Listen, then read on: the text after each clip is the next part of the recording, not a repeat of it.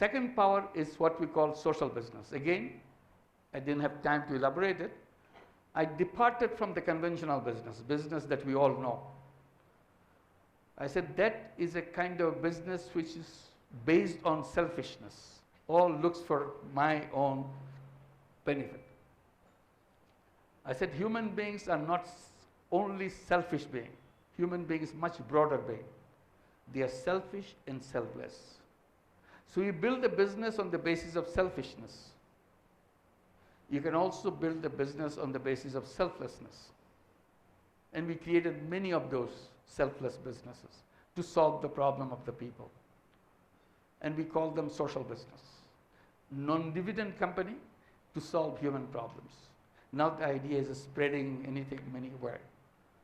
And Bangalore, the reason I'm in Bangalore this time, I'm invited to launch one of the social business funds in Bangalore, who will be investing in a business which shows that they can create a problem by creating a business without taking any profit out of it personally. So you can return the money to the fund and you can create a business. You can solve anything you want.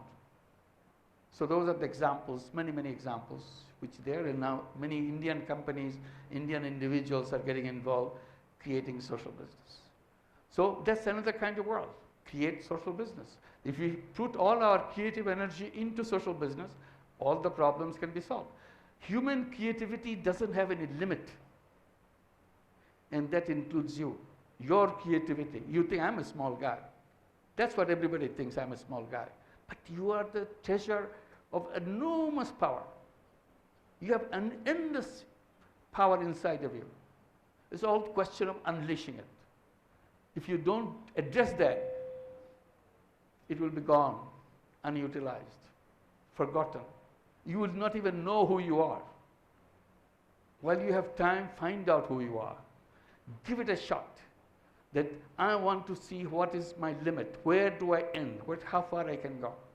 And then it will come out. Otherwise, unless you challenge it, it will never come out. Challenge it and make it happen. So the youth power, social business, and technology. Bangalore is the hub of technology. You are lucky. Not every child in the whole world is as lucky as you are. You reach out, you see all the technology that's taking place. And that should give you a push. I can design a technology to solve this. It's possible. It doesn't take a lot of things, just a few ideas, and it works. So when you want to change the world, it doesn't need lots of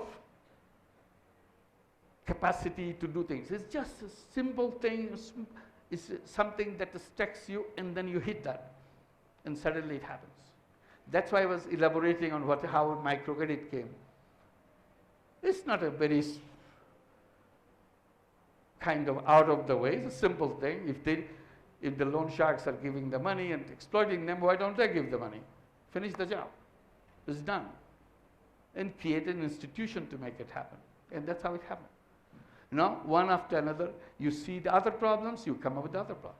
So we could have a series of those social business we have already created, and you can look it up in the internet and so on, how it's done, what is done. So what I'm trying to tell you today, you can create the whole world by yourself. Don't look up to somebody else to do that. You yourself is enough to change the whole world. All it needs is a tiny little idea, just a tiny little idea. If you can solve one person's problem, just one person's problem, you can solve the problem of the entire world by repeating it. So it's problem solving is not something that comes in a big chunk. It comes in a tiny, tiny bite-sized piece. So think about huge changes, but always start very small. That's the trick. Once you succeed in doing the small things, all you have to do is to keep on repeating it. If it repeats it, it can touch everybody. So that's the power you have. I hope you use it.